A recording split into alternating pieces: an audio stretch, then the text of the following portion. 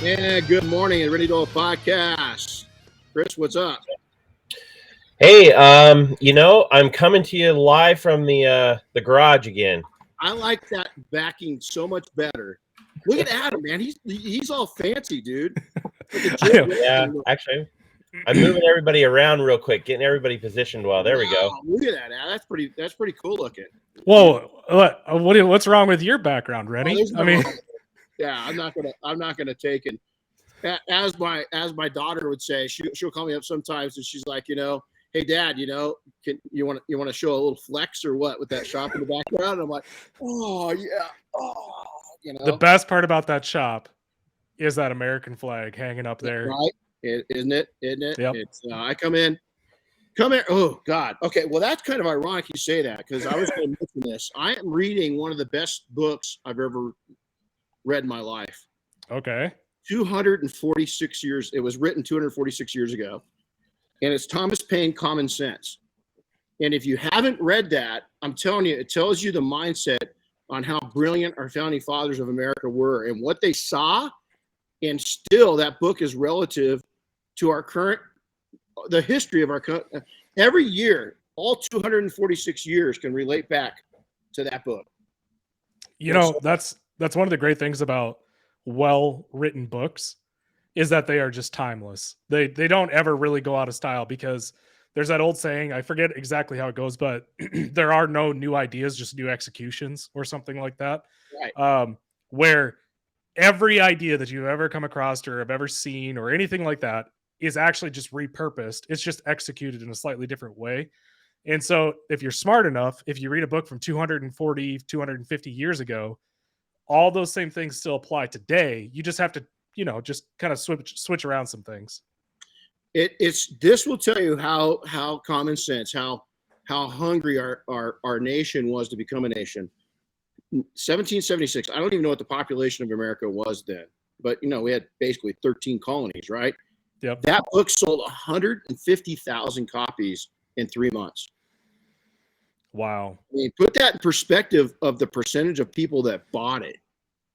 And that's just amazing. And, I don't know why I didn't read it before. I've heard about it. I've kind of preached about it without knowing really what it was about, and saying, hey, man, is Thomas Paine? Well, it's ironic because my wife's maiden name is Paine. And so I don't think there's any, I don't know if there is a relation, all those people from over across the pond, So Chris, where the heck is Chris going? Yeah, Chris is taking some adventures.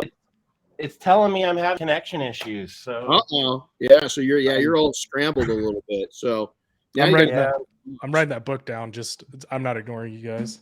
No, Thomas Paine, Common Sense. It's amazing. It's on. You can get hard copies still. You can listen to it. Audible's got it on there. So if you wanted to listen to it, it's pretty cool. So so back to the American flag. Every once in a while, I walk in, and it gave me chills when you said that, Adam. Every once in a while, I walk in and I look at that, and that demonstrates everything that's in this building that's taken 30 plus years to build. That's the foundation of it. Yep. That's the foundation of it. And even though, we've got our problems, God, we're going off on a tangent, right? We're getting deep. We're 5 minutes in. That's it. Hey, even though, our country's facing issues and so, listen, man, we're infants, I mean, this country is young compared to other countries and societies and everything else. We're babies. And so we're going to go through crap, man. Just stay patient. And, I think we lost Chris. If I can, I'm going to be doing all right. Just give me a second here. Okay, cool. There we go. On that comment, so one of the great privileges that I have in being a co-founder of ClarityCoat is that we do most of our business is international. 90+% of our business is international. Wow. And what I find very interesting is that the people in America that think that we're the only ones with these specific issues, racism, wealth inequality, whatever you want to put out there, I'm here to tell you right now, every single one of those problems exists or is even worse. Name the country, it exists there. Absolutely. And so it's been really interesting for me to sit there and talk to people across the world and realize that they have all the same exact issues and they've been around 10 times longer than we have. Absolutely. You know, I've been blessed to be in 21 different countries. You know, and I'll tell you, there are some great countries out there. It's like Ukraine and Russia right now. It breaks my heart because I've got people and friends on both sides, and I can't keep it clean. I can't stand that governments are hurting these people. You know, it just because you know I've got people on both sides that. And how cool is it that, at least in my world, how cool is it that I can be mature enough now? I don't know if I would have been 10 years ago, 15 years ago, but to see that I just won't take a side on this one. I'm pissed. I'm angry because we should be with it. Just shows you the weakness of humans. You know, that we're just gonna fuck each other up. You know, we are, and it gets me a little angry. Sorry, that's my one F-bomb of it. Oh, we're only allowed to swear a little bit on this. Yeah.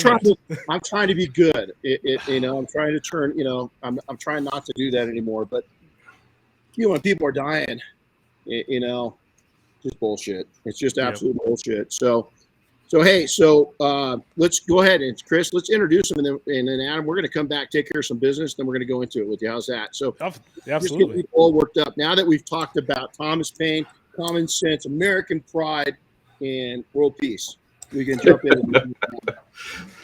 Well, if you guys haven't been able to tell yet, our special guest today is Adam Huber. And a little bit about Adam. You know, he started in the detailing industry back in 2015. Had a mobile detailing business that became a shop all the way up in the freezing cold South Dakota, although I'm assuming North Dakota is colder. And then, you know, he went from that shop operation to 4 full-time employees within the span of about 3 years. But then in 2018, he sold the business and he went to work for Optimum. We know Optimum from Opticoat and all that kind of stuff. And one of the industry's favorite products is O&R. And while at Optimum, he met his current business partner, and the two decided to go out and start ClarityCoat, which I'm excited to learn a little bit more about. It's a peelable paint company is, I think, the most basic description of it. And ClarityCoat's been around since 2019, and as Adam already stated, they're international in 30 plus countries. Wow. So there you go. That's cool. What I got. Well, I can't wait to dive into this. And so, you know, Chris, been a busy, to say week, you know, it was a crazy week. It's been a busy exactly a week. You know, we hit the road last Wednesday. We flew out to Buffalo, and had a little fun there, meeting with some industry partners, and then we headed down to New Jersey. On Friday morning?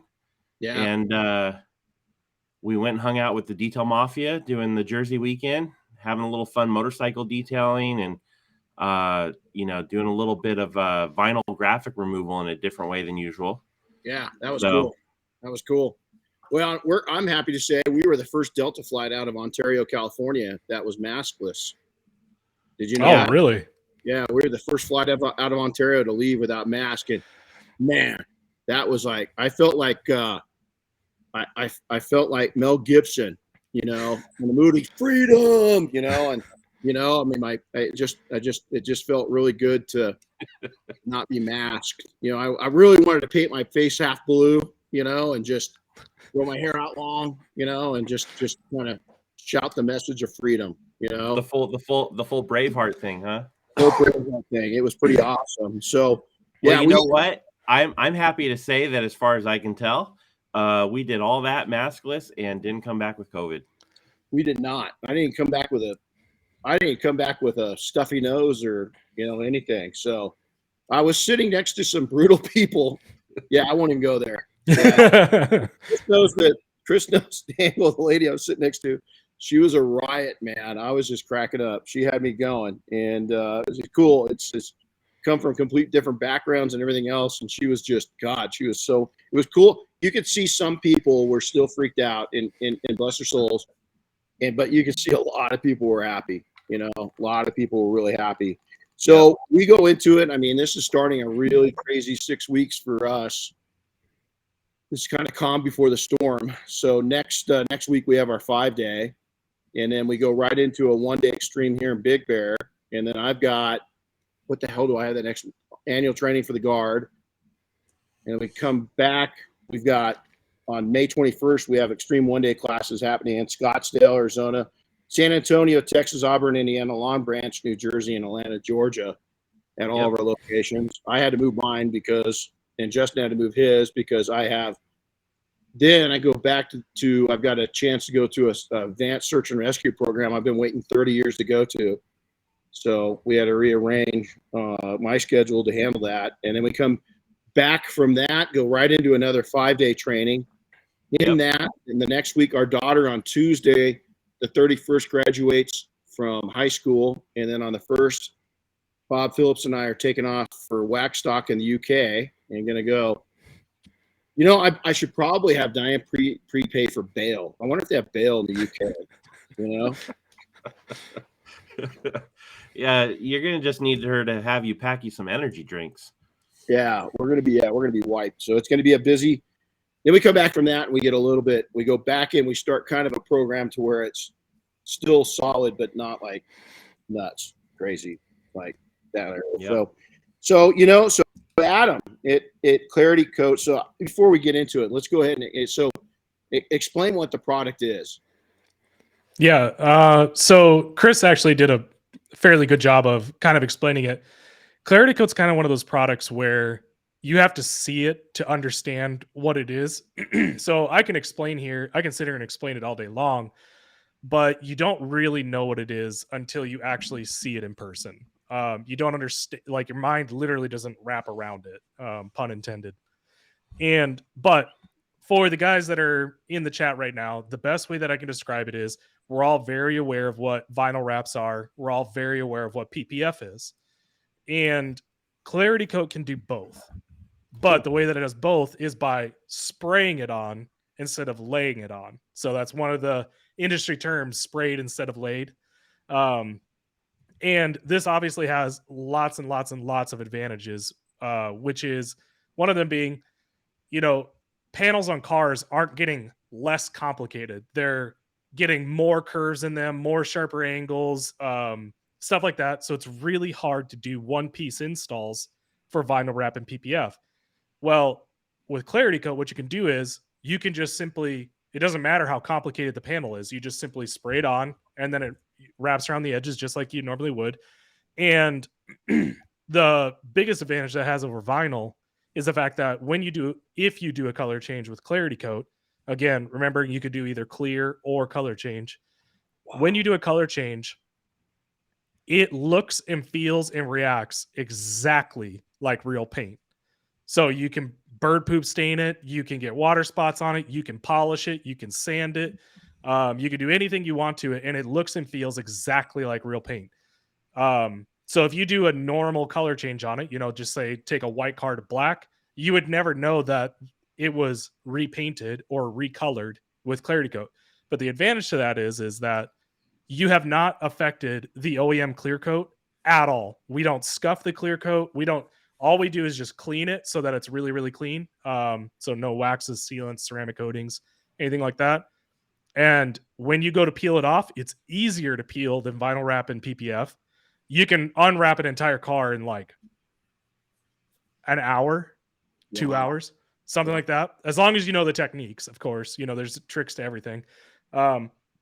The edges take a little bit longer to clean up depending on how the applicator applied it on the surface. So if they did what they're supposed to, which is build just as much film at the edge as they did on the rest of the panel, it'll peel off relatively easily. Now with the clear version, you obviously get a clear version that allows you to install it on however complicated of a panel you want to without having to do it in multiple pieces, which is advantageous for some vehicles. So peelable versions of PPF or vinyl is probably the best way to put it. That's pretty cool. Now, when you spray it on, it's probably going to be as per, you know, each technician is going to be a little different. How thick on average are you putting it on? The minimum thickness is 8 mils. Oh wow! So it's got some beef to it. Yeah, there's a very if everybody wants to, or if anybody in the chat is like really confused as to what the heck I'm talking about, if you go to our YouTube channel, ClarityCoat, there is a video on there of a Porsche GT3 RS that we did a color change on. Yeah, I saw that. Yeah, and in that first 15, 30 seconds where Justin is peeling that part off the hood, yeah, that one piece, we measured it, that one piece was like 13.5 mils thick. that's incredible. That's incredible. Yeah. So the setup on this, you have to have a booth. Yes, have to have a booth. Have to have a booth. So you've got, and then longevity. Everybody's going to ask about longevity. Kind of like film. Yeah. So longevity is kind of a tricky thing to answer because if you, it all comes down to how you treat it, right, and how you take care of it.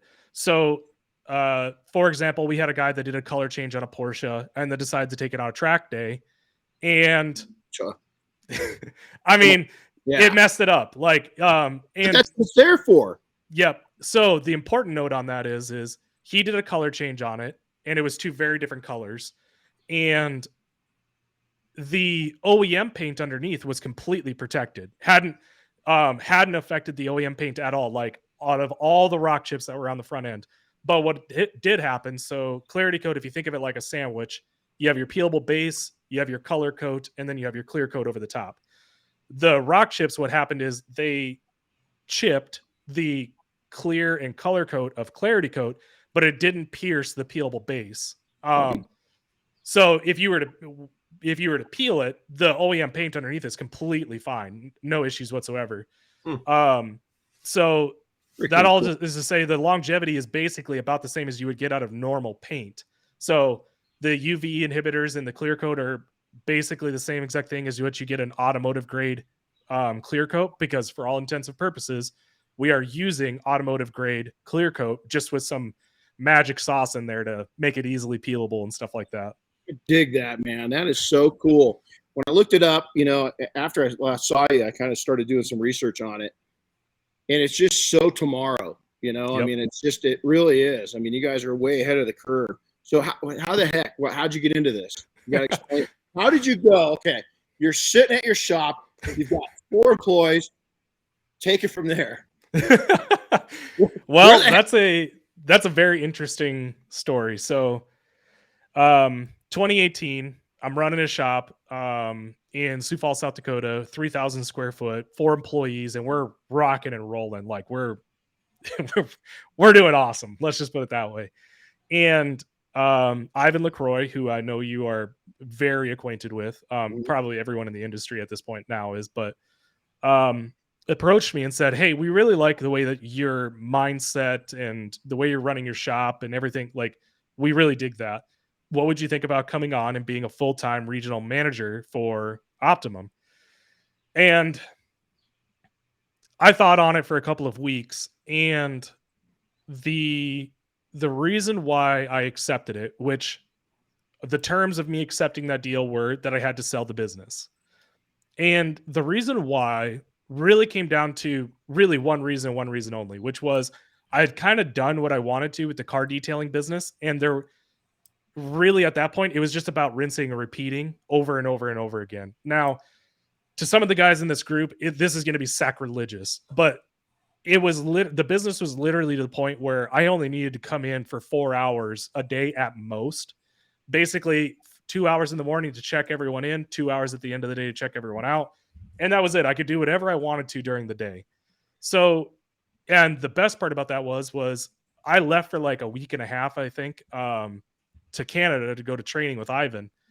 And the whole shop, I gave my guys the option.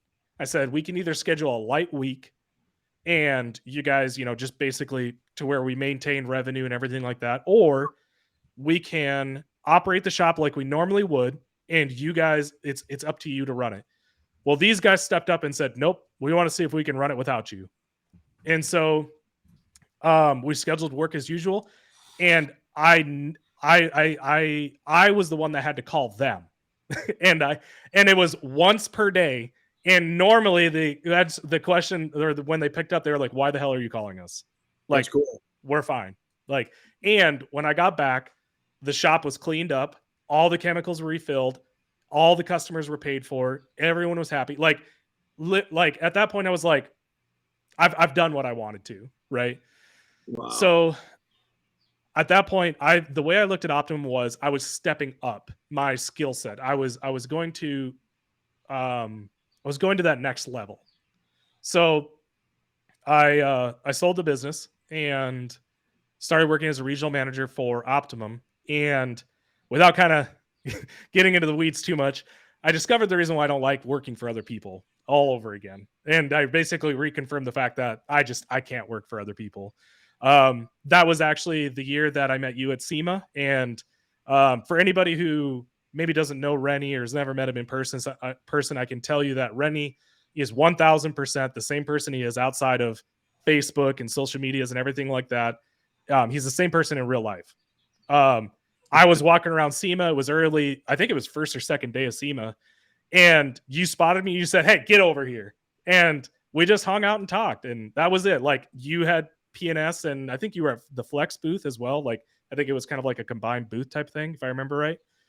And I was at the Optimum booth, and it was just one of those things where even though we worked for competitive companies, it's a brotherhood, man. Like, we're all doing the same thing. We're making cars shiny and selling product. Like, that's it at the end of the day. But anyways, end of 2018, I had kind of had enough of working for someone else and wanted to again go and do something else. My business partner, you guys, everyone in here might not know this, but my now business partner with ClarityCoat, Justin Pollington Woods, is actually a native UK guy. He lives in London. And at that point in time in my life, I was up at 4:00, 4:30 every single morning. And so with the time difference, he's up as well. So we would just have almost daily chats and get to know each other and everything like that. Well, when the time came for ClarityCoat to come around, it was really an easy decision for me. Justin had all the contacts in the industry. He knew every manufacturer making the product out there. He had all the global contacts. So it was a no-brainer. I was basically going to be providing support for him to do his thing. And so we had a sample made of our product, checked out. We loved it. Started ClarityCoat, and then put in my resignation for Optimum almost exactly 1 year to the day that when I started it. Wow, that's pretty cool. That's awesome. So going forward, so what's your background before detailing? So where'd you start? Where'd you start cutting your teeth on business and being hungry for building stuff? Well, great question. That's actually kind of goes right back to I can't work for other people. I went to college. I went to a 2-year technical university for diesel technologies. So I was learning how to be a diesel mechanic. And I love wrenching on stuff, but I don't have that mindset. I so much respect to those guys that can wrench and figure stuff out and do whatever. So at that point in time, I was working on semis and, doing mechanic stuff. And I just wasn't happy. I just wasn't doing what I was really unfulfilled. Let's put it that way. Felt like a cog in the machine. And I quit wrenching and I went to work for a construction company laying water main for the city of Pierre, which is where I was living. My wife and we were trying to pay down some debt, some student loan debt. And she decided to get a second job. And I looked at the situation. I was like, why in the world would I get a second job where I have to keep to someone else's schedule and I can earn just as much money detailing cars on the side as I would working for someone else. So we took $700 out of savings and I bought some detailing supplies and I just started grinding, man. And that's kind of where my love for marketing actually started, was because I realized that, okay, for every detailer that is in here right now, if you are not taking pictures and video of every car that comes through your shop, you're being dumb. Because that's all it took. I just took pictures and videos of the cars that I was cleaning, added a little story to it, posted it in Facebook groups, and it just blew up. It just went bonkers. I went from doing 40 hours a week at my full-time job, and that was it, to doing 40 hours a week at my full-time construction job and 40 hours a week detailing.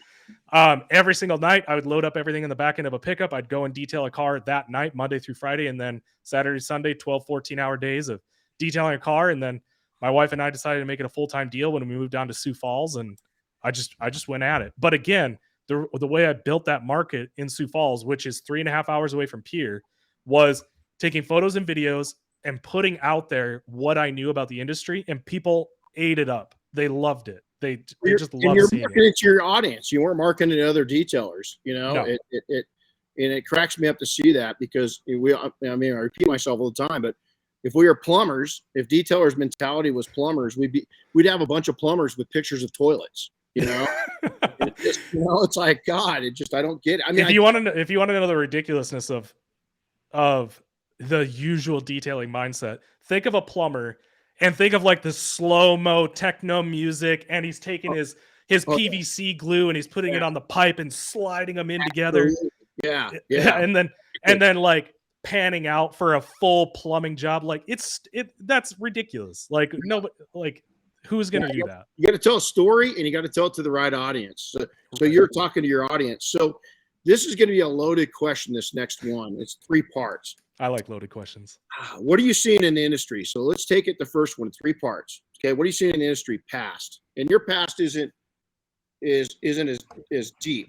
So this is kind of cool because you're going back to 2015. You know, and let's face it, a lot's changed since 2015. I mean, oh yeah, we don't look like the same industry. You know, I mean, we've changed a lot. I mean, we do. They still got, again, you know, the plumber with the glue and looking sexy, and it's kind of squirting out the pipe and they put it together. And there's some cool shit out there, but I shouldn't be watching it. You know, there's people that are in New Hampshire that I'm seeing their videos because they've boosted it nationwide, and it's like, man, if you would have spent that same money in a micro section, you'd be killing it. So let's go back to 2015 in your past.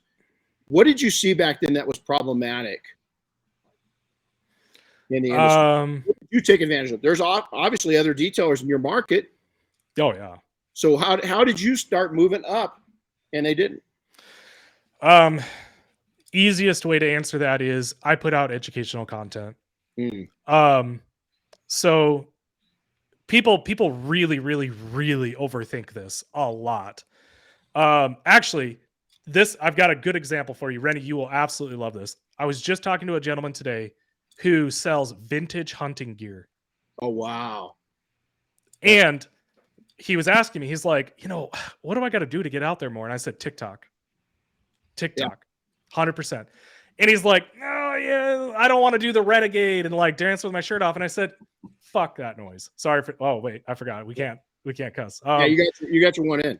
Yep. I was like, take photos and video. Take your old photos and videos of stuff that you've sold, and do a video about what was important about that piece. Why? What is so important about a $5,000 dagger, or what's so important about a $10,000 pistol from the 1800s? Like, why was someone willing to spend that money on it? Because that story, that information is cool. People love hearing about that kind of stuff. Oh, yeah.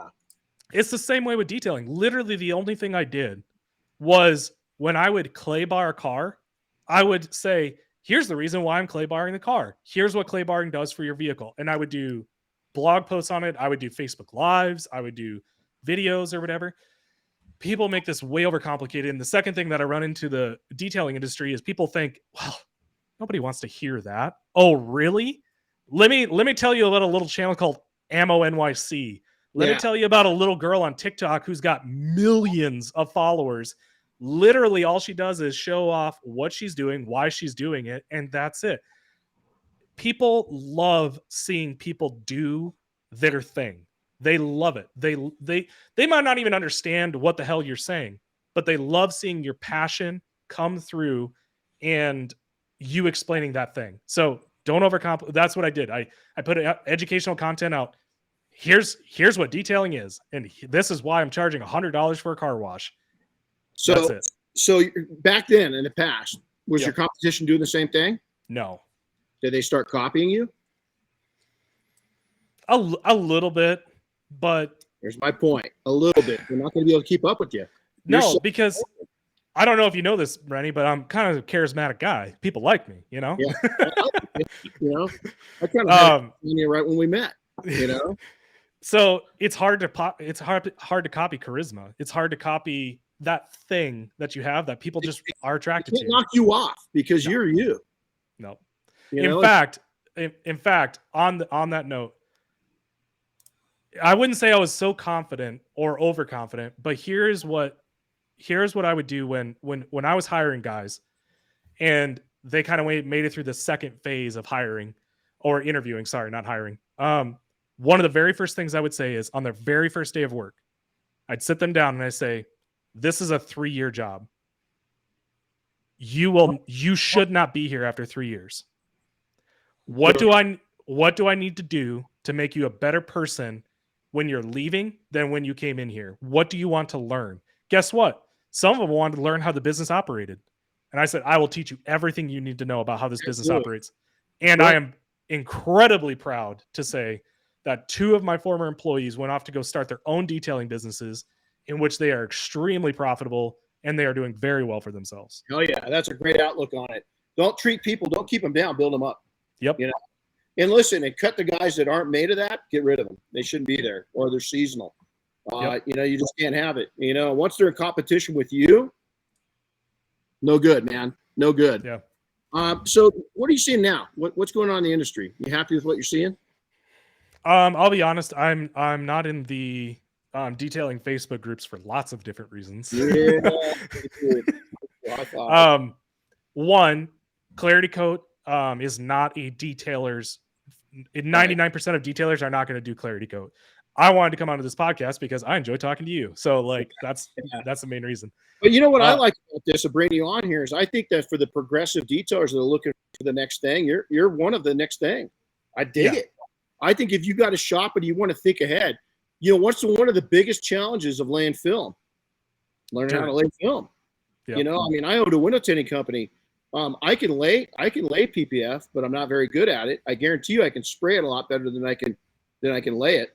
Yep. So there's an audience that you're speaking to, and I dig it. I think it's a great opportunity. Okay, so sorry, back to present. What are you seeing? What do you wish you could shake around on? What are you seeing good? From the little bit that I've seen, I'm actually seeing more people come into the industry that are a little bit more business minded. Obviously, there's still the guys out there that are going to sit there and argue about which freaking ceramic coating is the best or which rinseless wash is the best. You're always going to have that in any industry. You're never going to get rid of that. But I do see a lot of people doing 2 things. One, coming in and they're worried about optimizing their business and making it way more efficient. I'm seeing a heck of a lot more software nowadays, which is great.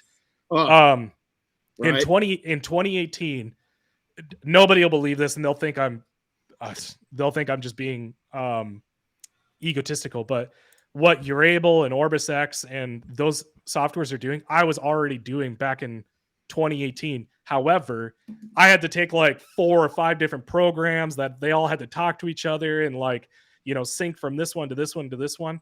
So I'm seeing a lot more softwares that are making business a lot more efficient, which is great for the industry. Oh yeah, you got Road FS. They were in my shop, believe it or not, up in Idaho in 2004. I mean, these guys were already ahead, but the audience wasn't there. They weren't listening. We were still carving out wheels out of stone, you know, and they're squared off. Yep. Is we just couldn't get people to run on round wheels that were rubber, you know, and it was an uphill battle. So it is. I agree. And then moving ahead, I'm gonna say this. I think that, you know, and again, I've had people, you know what, you're not being optimistic. No, I'm being real. You know, I think the economy's starting to slow. I think we're seeing that. What are you seeing? What's your kind of warning to people, and what's your upside to people? I think there's gonna be 2 sides of it. Yeah, 80-20 split. I don't know if I could actually give you a good answer as to what the potential downsides are, where the detailing industry specifically is heading. But what I can say is that I'm seeing a whole lot more diversification. Yeah. I'm seeing a lot more shops bring in PPF. I'm seeing a lot more shops bring in vinyl, window tint, and everything like that. which, to be honest with you, so I actually started up another detailing business. It's called Phantom Detailing. And okay, I guess if you're ready for a hot take, I'll give you a hot take. We have been hearing a lot about employee struggles, hiring the right people and everything like that. And a lot of people blame Gen Z for being lazy or, whatever. I couldn't disagree more. I've got 2 kids in my garage right now that they wanted to start their own detailing business. And I said, hey, I've already kind of got something started here. I will give you ownership in the company. I'll start off small. If we hit revenue targets, the business is yours. I'm going to build it up to where all I want is just a residual every single month. That's it. That's the only thing I want. And these kids are hustling. They are. Because they have something to work towards. Yep. And now, is that a good fit for every company out there? No, but I'm telling you, if you guys are having a labor shortage, you got to find a different way other than just paying them. Period. End of story. Amen. You can't make it just about money. This generation's, I think, we're seeing the same thing in training. There's some listen, the laziness is in all generations. It's across the board now, man. This little thing right here is just a brain sucker, it's funny because my big brother, my older brother, was at dinner not too long ago, and I had to tell him to put his phone down at the table like 4 times. I felt like, even our teenage daughter wasn't that bad. I was like, tell him, dude, put your phone away. I mean, we're eating dinner. Hello, we're right here. And I can find myself, I got to put the damn thing down, right? And so, hey, will coating sales be affected? You think the downturn? I watched 08 happen. Coatings were around. What do you think? A lot of shops have built. Again, there's no diversification. They're 100% targeted towards paint correction and laying down coating. What's going to happen? I've always thought that was a really dumb way to do a business. Honestly, you're going after people that do that. If you want to run a shop that is solely dependent on you, great. Do your thing.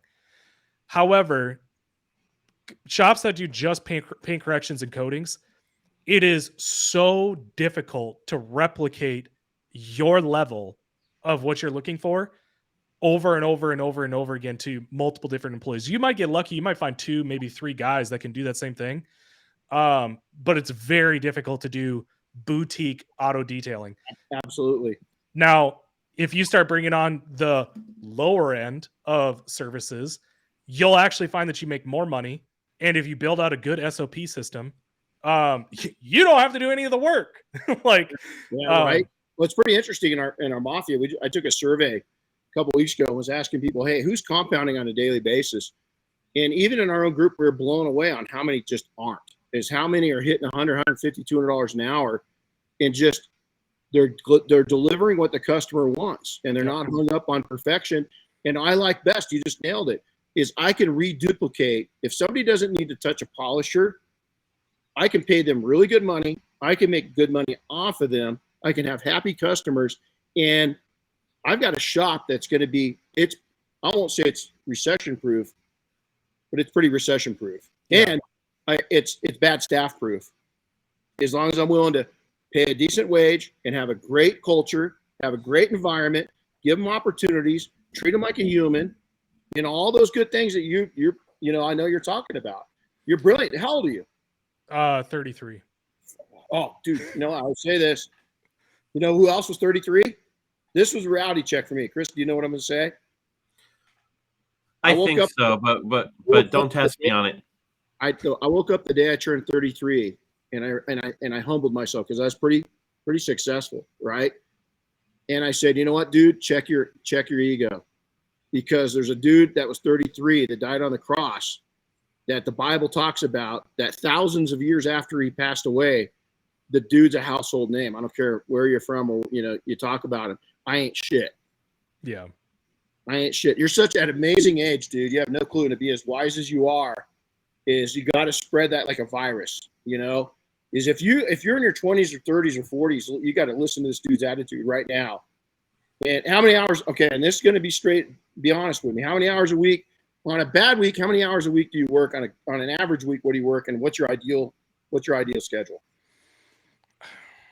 Man, that's a setting you up. No, you're not setting me up. It's just it's a slightly difficult question to answer. I would have really loved to have gone back and talked about the going after higher ticket jobs, but we can save that for another time. Yeah, we can get back on. No, it's fine. It's not that we don't have any, it's not that we don't get along and present well, Yeah. So the thing I want to make people aware of is when you are first starting off in a business, doesn't matter what the business is, you're going to have to get in there. You're going to have to get dirty. You're going to have to work 12, 14, 16-hour days. It's just the way that it is. Like, you just have to get in there. But the great thing is since I had already kind of built a business outside of myself, meaning I gave it to other people were doing the laborious work, the actual pay per hour type work. I knew that I was going to build stuff in a way that shortcutted. I just need to do these things now so that I can get it to the point where other people can start to do the work for me. And I don't know if I've heard this term before, or I doubt I came up with it, but I like to call it time multiplication. Mm-hmm. ClarityCoat just made its first hire, in which we hired a virtual assistant. And the only thing that the way that we hired that person was Justin and I listed out the things that we don't like doing and then said, what's that worth to us to hire that out, to give it to someone? So the amount of work that I do nowadays, so for Phantom, it's literally just me answering the phone, scheduling jobs. That's it. I don't do any of the detailing. So let's just say 5-6 hours a week, something like that, is what that is. Now for ClarityCoat, I would say that I'm still very much so full-time. Like, I'm working 10-12 hours a week, but I'm trying to do things to get it to the point where time out. 10 to 12 hours a week's not. Sorry. 10 to 12 hours a day. Sorry. Okay. There we go. I was going to say, hold on. Okay. So you're still cranking it, but you're at build stage, Yes, so just we're at growth stage. You backed off. You didn't pump the brakes. Matter of fact, the accelerator is still going. You just had it on cruise control and we're hitting that, speed up button, right? Yep. Without you having to control it. You'll be there in this business too. That's cool. What's your ideal? What would you like to do? Ideally, what's your dream work? I know it. I know my answer, and I've never really shared this. But what would be your dream day? How many hours a day? I like working. I like building business. That's what I like to do. Somebody asked me the other day, like, what hobbies do you have? And I was like, literally, like, I don't have a hobby. Like, I like building shit. That's what I like doing. So do I want to work 12, 14 hours a day and really hard work? No. But building up other people, like I did with my guys before, that's what I enjoy doing. Cool. I like building something that I can give people the marketing department, and then they do cool stuff with it and doing that kind of stuff. So ideally for me, I just want to work on high level stuff. Hey, this is where the business needs to be. We want to go after, right now we're trying to get into China and Japan. Well, that's a big, hairy, audacious goal. How do we do it? And that's what I want to have a team of people around me that I say, we're going after China. How do we do it? And then working towards that in whatever way sees fit. So I don't know if that's not a great answer. I'm sorry. No, I mean, but it's now, okay, I'm going to give you a challenge as a young dude. Get it. Okay. So for instance, 55 years old, I started riding a horse for the first time in 28 years. What it's done Come to South Dakota, buddy. What it's done for my business and for my mind is unbelievable. Mm-hmm. It's something new. All the other hobbies I've done, skiing, I've done my whole life. I still love it. It's an art, but I hate to say it, it's not challenging anymore. There's a run. I'll turn on some AC/DC and I'll go down to double black, and it's challenging for that 1 minute or 2 minutes or 30, whatever it is. And I remember the first time I got on my horse and was taking a lesson, I had to get off because I had an attitude. I'm not used to being the new guy. I'm not used to being green. Yep. And what it did is it really kept me humbled of what people that are coming into industry, that are coming on to entrepreneurship, they've never been in that saddle before. So I got off the horse, and then I'll never forget that the coach, the instructor, was like, "What are you doing?" I said, "I'm humbling myself so I can listen to you, because I don't know what the hell I'm doing. And I've got to get my mind clear to really listen to you, and you build me up." Unbelievable experience. And what it's done is really helped propel me and keep me healthy and there's other interests. I mean, there's constants, there is, but that's the challenge I would for you being young is get something else that's behind the scenes that's propelling you and gets those freaking atoms going and everything going in your body and excitement level. And it just, because what it will do is it'll translate into business too. Okay. Any good books? What's your favorite? Give me a short list, 2 or 3 books. You'll like this. Hold on. Oh, look at that. Jocko Go. There you go. God, dude, is that a guy amazing? It's one of my top books, man. If you are leading a team of people, there is no better set of books than Extreme Ownership, Dichotomy of Leadership, stuff like that. I've got another one right here, which is Gary V, which is Crushing It. Yep, great book. Marketing. Simon Sinek is a good one. Basically anything by Simon Sinek, anything by Gary V, anything by Jocko. And then there's another one too, but I can't. Coggins Can't Hurt Me. You read that one yet? I haven't. It's amazing how often I get recommended that, and I don't know why, but I don't vibe with David Goggins very well, and I don't have any hate towards him or anything like that. I don't know, relationship thing. Yeah, it's pretty amazing to see what he went through. It's a harder read than Jocko's books, but man, just the guy's story is insane. So what's next? Okay, so you talked about China, Japan. You got big goals.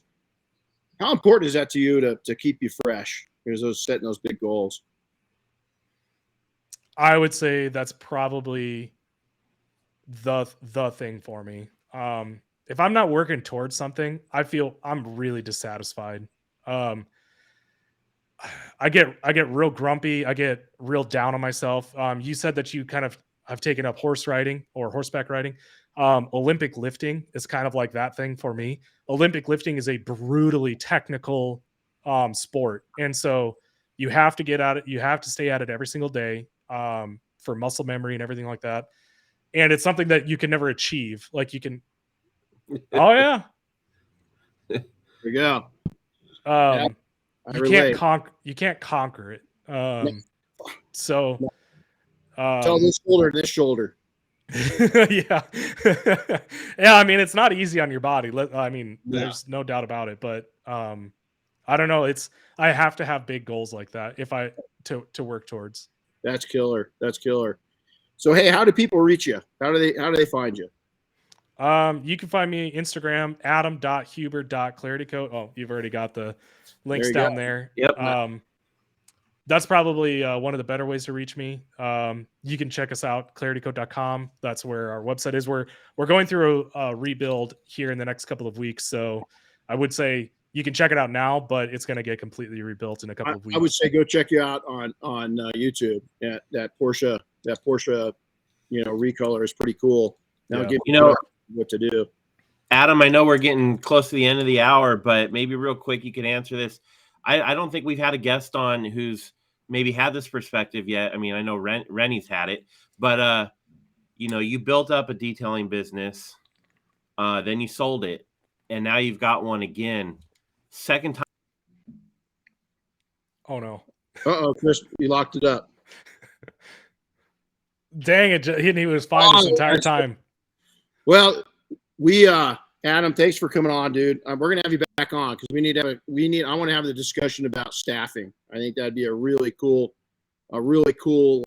discussion between the two of us because we've got, again, look at I don't ever, even when I was really young, I never looked at somebody that was my age and said, hey, that's an old dude. I think I always brought up that was disrespectful, and nobody even had to tell me that. I looked at, I grew up when I was young, the guys that were my age were the World War II vets. That's the last thing I'm going to tell somebody of that. I looked at it as wisdom. And so wise eyes versus youthful eyes is you'll say young eyes. I think, and especially in a guy like you, I think that is an absolute tragedy to call you young. I think that it's youthful, and youth brings prosperity to us. Youth brings freshness to us. And then wisdom brings exactly that. You become wise by watching both the good and the bad and the ugly of the people that came before you. And so I'd love to get you back on. And hey, Roger, Wyoming, sorry we missed you, dude. I love this thing. I love the cap, so I wanted to wear it to you. Buddy of mine was down here, and we didn't know when he was going to show up, and we found this on our door, and we missed him. We were out riding, and unfortunately, didn't get to see him. So, Adam, hey, thanks for coming on. I really appreciate it, dude. And stay in contact. Let's bring you back on to talk about staffing. So, stay healthy, dude. Don't work too hard. Take a break. Go. We got to lift sometime. I'd love to lift with you. No, you'll wreck me. I promise. I'm still learning. It's your old body, you know. It's pretty beat up. So. Yeah. I embarrass myself now when I do the bench press. You know, it's like, oh my god, you know. Bench has always been my worst lift, which is really funny because you know, like when you have a big chest and shoulders and everyone expects you to bench like a lot. Yeah. And I think the best I ever benched was like 225, but my deadlift and squat were always way better. Yeah, that's the squat. I was about 600. I tapped out about 600. 411 on bench competition, and then right. It was can't do that now. I was showing off just about 2 years ago, I was showing off and had 365 on, did it for a rep. And then, you know, the ego got to me. I did it for a second one and popped one shoulder for that one. So, well, hey, you take care, man. God bless. Thanks for coming in. We'll get you back on, buddy. Yeah. Thank you, man, for having me on. I really appreciate it. Thanks for the discussion. We'll see you, bud.